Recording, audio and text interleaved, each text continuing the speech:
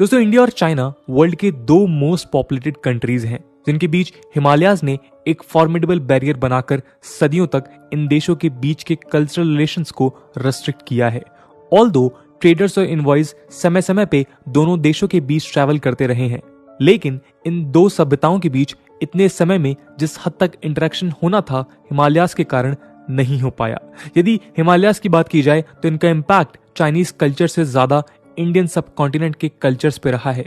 China अपना culture हवांग हो और यांगते जैसी नदियों से डिराइव करता है, जिसने वहां एक ग्लोरियस राइस कल्चर डेवलप किया। वहीं इंडियन सब कॉन्टिनेंट के कल्चर्स हिमालय से निकलती हुई इंडस, गंगा और ब्रह्मपुत्र जैसी नदियों को अपना सोर्स मानते हैं। ठीक उसी तरह जैसे क्रिश्चियनिटी और जुडाइज्म जेरूसलम से ओरिजिन ट्रेस करते हैं या मक्का और मदीना इस्लाम के सेंटर हैं, उसी तरह हिमालय और उसकी नदियां हिंदुइज्म, बुद्धिज्म, जैनिज्म और सिखिज्म जैसे रिलीजन्स में एक सेमिनल रोल प्ले करती हैं। हिमालय के साथ दूरी के कारण हो सकता है चाइनीज लोगों के लिए इनका कल्चरल सिग्निफिकेंस ज्यादा ना हो, लेकिन यदि स्ट्रेटेजिकल पॉइंट ऑफ व्यू से देखा जाए तो हिमालय चाइना के लिए हमेशा से इंपॉर्टेंट रहा है। मॉडर्न चाइना के एस्पेक्ट में इस बात को देखा जाए तो हिमालयन इंपॉर्टेंस को हाईलाइट चाइनीज रिवॉल्यूशनरी लीडर माओ जेडोंग ने बीजिंग के तियानामेन स्क्वायर में 1950s में दिए अपने फेमस स्पीच में किया था। तिब्बत और हिमालयाज की बात करते हुए उस स्पीच में माओ जेडोंग ने तिब्बत, जिसे चाइना में शिजांग कहते हैं, उसे चाइना के राइट हैंड की हथेली बताई थी, जो अपनी पांचों उंगलियां लद्दाख, नेपाल, सिक्किम, भूटान और अरुणाचल प्रदेश से डिटैच्ड है। उस स्पीच में माओ ने कहा था कि ये पांचों उंगलियां आज या तो इंडिया द्वारा ऑक्युपाइड हैं या इंडिया के इन्फ्लुएंस में हैं, और ये चाइना की जिम्मेदारी है कि इन्हें इंडिया से लिबरेट कर शिजांग से रिजॉइन किया जाए। कुछ इस तरह चाइना के पॉपुलर 5 फिंगर पॉलिसी का जन्म हुआ, जिसे किसी ऑफिशियल डॉक्यूमेंट में तो दर्ज नहीं किया गया, लेकिन आने वाले समय में ये चाइना की इंडिया के साथ डेवलप होने वाली फॉरेन पॉलिसी में चाइनीज स्ट्रेटजी की टॉर्च बियरर रही। दोस्तों हमारे आज के वीडियो का मकसद चाइना के इसी 5 फिंगर पॉलिसी को समझना है, जिसके कारण चाइना और इंडिया के बीच बॉर्डर टसल 1950s से आज तक बने हुए हैं।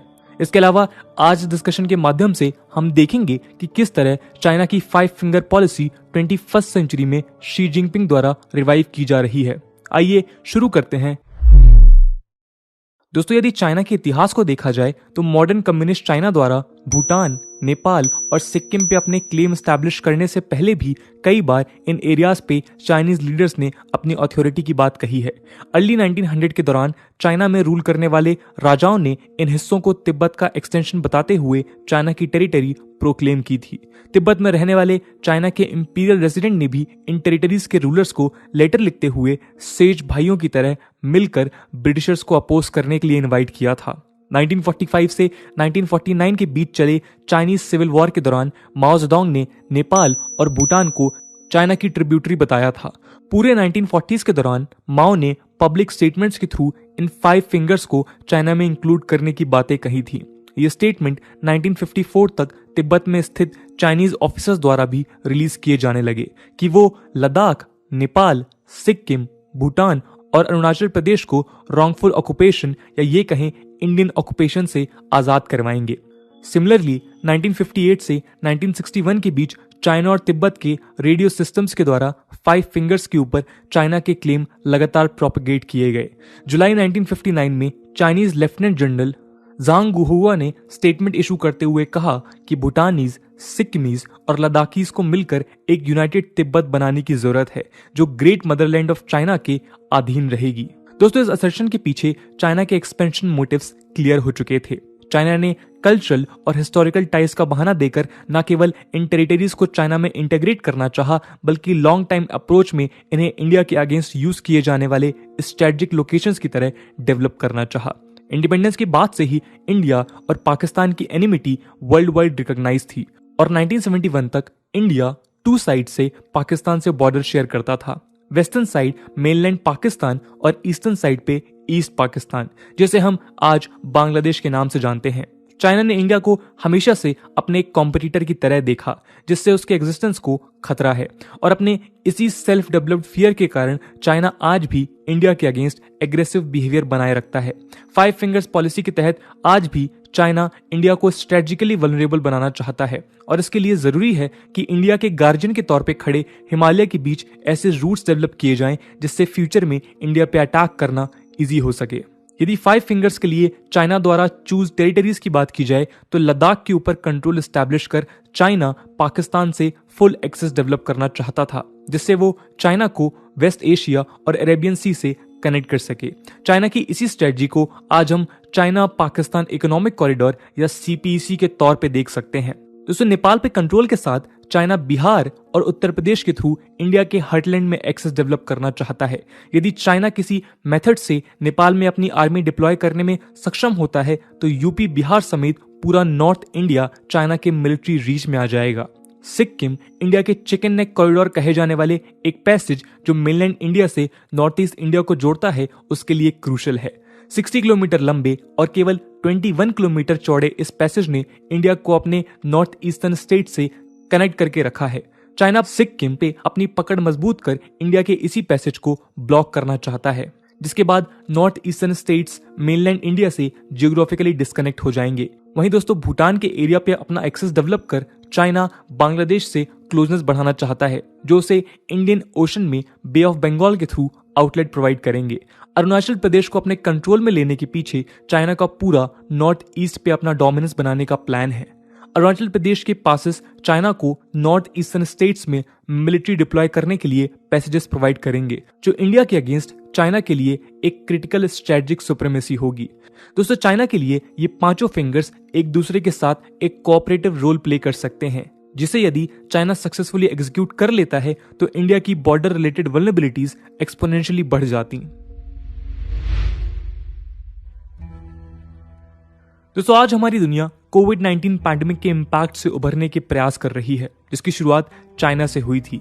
लेकिन इस पैंडेमिक के दौरान भी चाइनीज प्रेसिडेंट शी जिनपिंग के रीजनल डोमिनेंस की क्वेस्ट खत्म नहीं हुई। हिमालय से लेकर हांगकांग तक और तिब्बत से लेकर साउथ चाइना सी तक शी जिनपिंग ने उसी इंटरनेशनल बैकलैश की फिक्र ना करते हुए उन चीजों को वहीं से समेटना शुरू कर दिया है जहां चाइनीज लीडर माओ जेडोंग ने उन्हें छोड़ा था। यदि शी और चाइना के प्रीवियस ऑथोरिटेरियंस के बीच कंपैरिजन किया जाए तो उन्हें उन प्रीवियस डिस्पोटिक रूलर्स का न्यू मॉडिफाइड वर्जन कहा जा सकता है। डिसेंट के ऊपर ब्रूटल क्रैकडाउन, हांगकांग में 1 कंट्री 2 सिस्टम्स वाले अरेंजमेंट के फॉल को प्लान करना, शिनजियांग प्रोविंस में उइगुर और दूसरे मुस्लिम से अपने डिटेंशन सेंटर्स और कंसंट्रेशन कैंप्स फिल करना हमें शी जिनपिंग के अंदर उन्हीं प्रीवियस ऑथोरिटेरियंस की एक एसेंस फील करवाते हैं।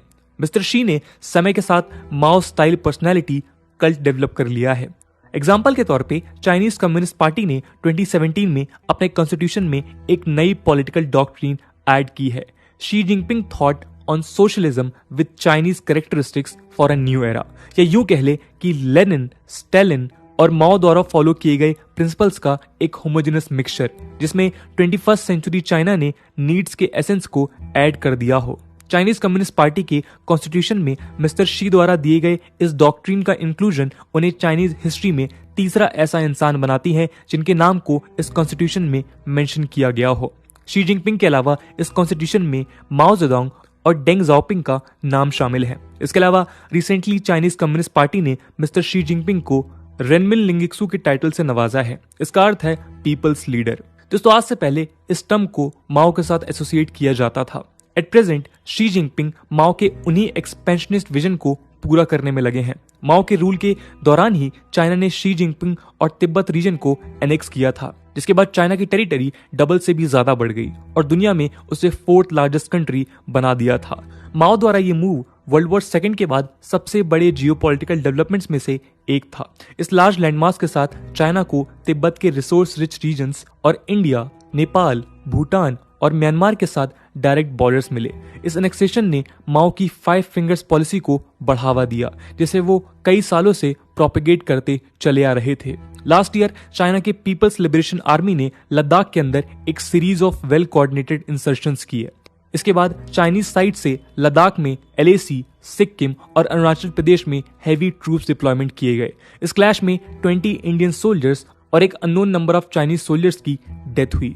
लद्दाख के साथ चाइना ने सिक्किम और अरुणाचल प्रदेश में ट्रूप्स डिप्लॉय कर माओ की 5 फिंगर पॉलिसी को इंडिया के अगेंस्ट रिवाइज किया। दोस्तों, इन तीनों फिंगर्स के अलावा चाइना अपने दोनों फिंगर्स को नहीं भूला है।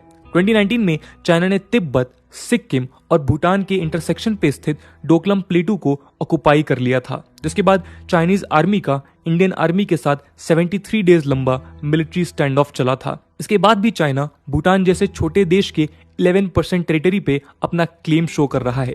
दोस्तों, ये क्लेम भूटान के उस एरिया पे है जिसे केवल अरुणाचल प्रदेश के थ्रू ही एक्सेस किया जा सकता है। चाइना के मैप्स आज इस टेरिटरी को चाइना का हिस्सा दिखाती हैं। शी जिनपिंग ने अपने इस मूव से चाइना के 2 फिंगर्स यानी कि भूटान और अरुणाचल प्रदेश को एक साथ टारगेट किया है। चाइनीज प्लान का 5th फिंगर नेपाल भी पिछले कुछ सालों से इंडिया से दूर और चाइना के करीब जाता दिखाई दे रहा है। पिछले कुछ सालों में चाइना ने नेपाल में कम्युनिस्ट फैक्शंस की जीत में हेल्प की थी। इलेक्शन कैंपेन को फंड करके और राइवल फैक्शन को यूनिफाई करके चाइना ने नेपाल में कम्युनिस्ट के पावर को कंसोलिडेट किया। ऑल्दो नेपाल एक पॉलिटिकल टर्मोइल से गुजर रहा है, लेकिन नेपाल के इंटरनल पॉलिटिक्स में इस तरह इंटरफेयर करके चाइना आने वाले समय में नेपाल को लेकर अपनी स्ट्रेटजी एक्सप्लिसिटली शो कर रहा है। हाल ही में एक लीक्ड नेपालीज एग्रीकल्चरल रिपोर्ट में इस बात की वार्निंग दी थी कि चाइना के मैसिव रोड प्रोजेक्ट्स नेपाल के नदर्न टेरिटरीज में चाइना के बॉर्डर्स को एक्सपेंड कर रहे हैं और वहां के रिवर्स के फ्लोइंग डायरेक्शन को चेंज कर रहे हैं। दोस्तों, चाइना के लिए एशिया के वाटर मैप को बदलना कोई नई बात नहीं है। तिब्बत एशिया के 10 मेजर रिवर सिस्टम्स जिसमें इंडस और ब्रह्मपुत्र शामिल हैं, उनका बर्थ प्लेस है।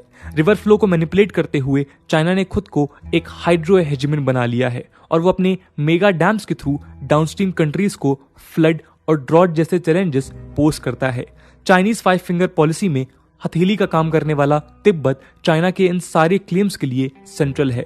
ज्योग्राफी, एथनिसिटी और हिस्ट्री का रेफरेंस देते हुए चाइना उन 5 फिंगर्स को एसेंशियली तिब्बत का ही हिस्सा मानता है, जो अल्टीमेटली चाइना का हिस्सा है। यदि चाइनीज एक्सपेंशनिज्म के साथ 5 फिंगर स्ट्रेटजी को देखा जाए तो इंडिया समेत चाइना के सारे नेबर्स फ्यूचर में भी ऐसे टर्मोइल्स देखते रहेंगे, जिसका सबसे सीवियर इंपैक्ट इंडिया पे पड़ सकता है। दोस्तों, इंडिया के लिए चाइनीज 5 फिंगर स्ट्रेटजी 1950s से ही कंसर्न बनकर रही है। ऑफिशियल डॉक्यूमेंट में मेंशन ना होने के बावजूद इंडिया ने चाइनीज पॉलिसी को समय समय पे सीरियसली टैकल करने के अनेक प्रयास किए हैं। इंडिया ने चाइनीज स्ट्रेटजी को देखते हुए पहला पुश बॉर्डर इंफ्रास्ट्रक्चर और वहां की गवर्नेंस बिल्डअप करके किया। मिड 1950s में जवाहरलाल नेहरू के अंडर गवर्नमेंट ने इंडियन फ्रंटियर एडमिनिस्ट्रेटिव सर्विसेज या IFAS बिल्ड करने का डिसीजन लिया, जिसका काम अरुणाचल प्रदेश और इंडो चाइना फ्रंटियर के दूसरे एरियाज को ओवरसी करना था। Indian foreign service, Indian administrative service और इंडियन पुलिस सर्विस को ओवरलैप कर कॉन्स्टिट्यूट किए गए इस न्यू सर्विस को फॉरेन सेक्रेटरी लीड किया करते थे। इसके अलावा मिनिस्ट्री ऑफ एक्सटर्नल अफेयर्स में एक स्पेशल डेस्क क्रिएट किया गया, जिसके अंडर ऑफिसर्स अरुणाचल प्रदेश से लेकर लद्दाख तक सारे रीजन्स का टूर करते थे और इन एरियाज के रैपिड डेवलपमेंट्स के लिए सजेशन प्रोवाइड करते थे। ऑल्दो इंडिया के बॉर्डर इंफ्रास्ट्रक्चर आज चाइनीज इंफ्रास्ट्रक्चर से बराबरी कर रहे हैं, लेकिन इसका बेस IFAS के ब्रीफ पीरियड के दौरान ही स्टैब्लिश किया गया था। अपने समय से पहले एग्जीक्यूट होने वाले आइडिया की तरह IFAS को 1968 में एबॉलिश कर दिया गया और इसके रोल को इंडियन आर्मी और बॉर्डर रोड ऑर्गेनाइजेशंस को ट्रांसफर कर दिया गया, जिन्होंने आने वाले समय में चाइना से शेयर किए जाने वाले बॉर्डर्स को डेवलप करने की जिम्मेदारी उठाई। दोस्तों, आज IFAS एक ऐसे आइडिया की तरह अपीयर होता है जिसे रिविजिट करने की जरूरत है, स्पेशली उन फ्रंटियर्स के लिए जहां सेंट्रल गवर्नमेंट आज भी फोकस नहीं कर पाई है। 2019 में अरुणाचल प्रदेश और मिजोरम के चीफ मिनिस्टर्स ने भी IFAS को रिवाइज करने के लिए गवर्नमेंट को रिक्वेस्ट भेजे थे। दोस्तों, इंडिया ने दूसरी इनिशिएटिव अपने नेबर्स के साथ ट्रीटीज साइन करके की। नेपाल और भूटान जैसे पड़ोसियों के साथ साइन किए गए ट्रीटीज के अलावा इंडिया ने मिलिट्री और एडमिनिस्ट्रेटिव बेसिस पे लद्दाख और अरुणाचल प्रदेश पे अपना कंट्रोल एस्टैब्लिश किया। 1950 में इंडिया ने सिक्किम के साथ एक ट्रीटी साइन की, जिसने सिक्किम को इंडिया के प्रोटेक्टोरेट के अंडर प्लेस कर दिया। आगे चलकर इंदिरा गांधी गवर्नमेंट के एनेक्सेशन के बाद सिक्किम को इंडिया का फुल फ्लेज्ड 22nd स्टेट माना गया। दोस्तों, इन ट्रीटीज और मूव्स ने नेपाल, सिक्किम और भूटान जैसे स्टेट्स के साथ यूनिक रिलेशनशिप्स बिल्ड किए। जहां आज सिक्किम इंडिया का हिस्सा बन चुका है, वहीं नेपाल और भूटान के साथ साइन की गई ट्रीटीज मॉडर्न सिचुएशन के अकॉर्डिंग न्यू चेंजेस की डिमांड कर रहे हैं। Open borders, ease of movement, jobs और एजुकेशन सेक्टर में इंडिया द्वारा किए गए वादे इन देशों के पब्लिक मेमोरी में अब धुंधले पड़ने लगे हैं, जिसे रिवाम्प करने की जरूरत है। दोस्तों, यदि चाइनीज स्ट्रेटजी को समझा जाए तो आज चाइना नेपाल में अपनी पहुंच बनाने में कामयाब हुआ है, लेकिन उसे ये कामयाबी भूटान में हासिल नहीं हुई है। इसका प्रमुख कारण है 2007 में इंडिया भूटान द्वारा 1949 की साइन ट्रीटी में चेंजेस लाना, जहां एक और 2007 से पहले भूटान की फॉरेन पॉलिसी को इंडिया गाइड करता था, वहीं 2007 में भूटान के रिक्वेस्ट पे इस आर्टिकल को रिमूव कर दिया गया। इंडिया द्वारा इस आर्टिकल के रिमूवल को एक्सेप्ट करने के बावजूद दोनों देशों के बीच टाइज डोकलम और चाइनीज प्रेशर के अंडर भी कायम रहे, लेकिन नेपाल के रिपीटेड रिक्वेस्ट के बाद भी इंडिया ने 1950 में साइन की गई ट्रीटी में कोई बड़ा बदलाव लाने से इनकार कर दिया। न्यू या मॉडिफाइड ट्रीटी साइन करने से जहां एक और शायद चाइनीज थ्रेट कम नहीं होता, लेकिन इंडिया और नेपाल के बीच एक म्यूचुअली रिस्पॉन्सिव डिप्लोमेसी स्टैब्लिश होती, जिससे इंडिया भूटान की तरह इंडिया और नेपाल के बीच एक स्पेशल रिलेशनशिप डेवलप होता। दोस्तों, Chinese 5 finger strategy against India की थर्ड पॉलिसी तिब्बत के टुवार्ड्स डेवलप हुई। 1959 में दलाई लामा और उनके लाखों फॉलोअर्स को शेल्टर देते हुए जवाहरलाल नेहरू ने इंडिया के ह्यूमैनिटेरियन पॉलिसी का एक बोल्ड एग्जाम्पल दिया, लेकिन आज इंडिया तिब्बत रिलेशंस एक फ्यूचर एस्पेक्ट की डिमांड कर रहा है, जहां तिब्बतन रिफ्यूजी कम्युनिटी के अलावा फ्यूचर तिब्बतन लीडरशिप के साथ भी इंडिया को अपने रिलेशनशिप्स डिजाइन करने पड़ेंगे। एट प्रेजेंट दलाई लामा दुनिया भर में रहने वाले तिब्बतन्स लोगों के लिए लीडर का रोल प्ले करते हैं, लेकिन आने वाले समय में तिब्बतन्स की पॉलिटिकल लीडरशिप किसके पास जाती है, ये एक सीरियस क्वेश्चन है। करमापा लामा चाइना से 2000 में आने के बाद कुछ समय तक इंडिया में रहे, जिन्हें आने वाले समय में तिब्बतन लोगों के पॉलिटिकल लीडर की तरह देखा जा रहा था, लेकिन करमापा लामा ने आज दूसरे देश की सिटीजनशिप ले ली है और अपना ज्यादातर समय यूएस में स्पेंड करते हैं। इस पॉलिटिकल वैक्यूम में चाइना अपनी चॉइस तिब्बतन्स लोगों के ऊपर इम्पोज कर सकता है और इसे रोकने के लिए तिब्बतन्स रेफ्यूजी के साथ इंडिया को एक प्रोमिनेंट रोल एक्वायर करने की जरूरत है। फाइनली, जम्मू एंड कश्मीर के मुद्दे पे इंडिया द्वारा दिया जाने वाला रीऑर्गेनाइजेशन इंडिया और उसके नेबर्स के लिए एक टर्निंग पॉइंट बनकर उभरा है। अगस्त 2019 में जम्मू कश्मीर से आर्टिकल 370 अबॉलिश करने के बाद इस स्टेट में सिक्योरिटी मैट्रिक्स बदल चुका है। जहां इंडिया के इस मूव पे पाकिस्तान ने एक्सपेक्टेड एक्सट्रीम रिएक्शन दिया था, वहीं चाइनीज रिएक्शन भी नोटिसेबल था। लद्दाख को लेकर चाइना ने इसे एक यूनिलेटरल डिसीजन बताया, जिससे इंडिया चाइना की टेरिटोरियल सोवर्निटी को अंडरमाइन कर रहा है। एक वार्निंग की तरह साउंड करते हुए चाइना ने इस मूव को अनएक्सेप्टेबल बताया, जिसे वो एग्जीक्यूट नहीं होने देगा, लेकिन इंडिया ने अपने मूव को रिकॉन्सोलिडेट करते हुए अपने रिफॉर्म्स लद्दाख में भी सक्सेसफुली एग्जीक्यूट कर लिए हैं। दोस्तों, माओ के लीडरशिप से स्टार्ट हुई चाइना की 5 फिंगर्स पॉलिसी ने समय के साथ अपना रूप तो बदला है, लेकिन इसके अंदर का बेसिक एसेंस आज भी वैसा ही है जैसा 1950s में हुआ करता था। नेपाल और भूटान के अलावा लद्दाख, सिक्किम और अरुणाचल प्रदेश के अगेंस्ट डायरेक्टेड इस पॉलिसी का समय के साथ इंडिया ने जवाब दिया है, लेकिन 1962 इंडो चाइना वॉर में हुए लॉसेस के बाद लद्दाख का सिग्निफिकेंट एरिया चाइनीज ऑक्युपेंसी के अंडर चला गया है। कुछ समय पहले हमने हमारे गृह मंत्री मिस्टर अमित शाह को पार्लियामेंट में ये कहते हुए सुना कि इंडिया पाकिस्तान ऑक्युपाइड कश्मीर और अक्साई चिन्ह को वापस लेकर रहेगा। चाइना द्वारा पाकिस्तान में सीपीसी बनाए जाने के बाद अमित शाह द्वारा लोकसभा में दिए जाने वाले ऐसे स्टेटमेंट चाइना के अगेंस्ट इंडिया के विजन को क्लियर करते हैं।